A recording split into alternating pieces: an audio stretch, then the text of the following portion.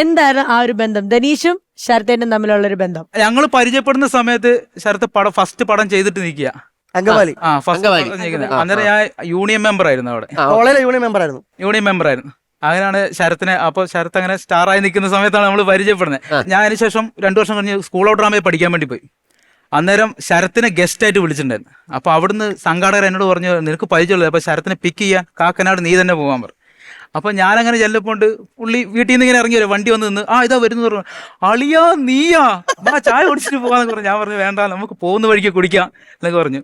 അങ്ങനെ മലയാള സിനിമയിൽ എവിടെ നിന്നുണ്ടാലും അളിയാന്ന് വിളിക്കാനുള്ള ഒരേ ഒരാള് ശരത്താണ്.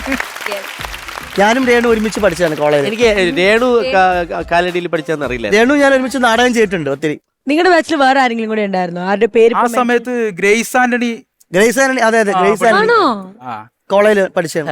അവിടെ പഠിച്ചാ മതിയായിരുന്നു. നമുക്ക് ഒരുപാട് പേരുണ്ട്. സുരഭി ചേച്ചി, ദിലീഷ് ചേട്ടൻ ഞങ്ങളുടെ കോളേജിൽ പഠിച്ചതാ. വെറുതെ നമ്മൾ അവിടെ പഠിച്ചില്ല. നമ്മളവിടെ പഠിച്ചവരൊക്കെ പൂജപ്പുര കിടക്കണം.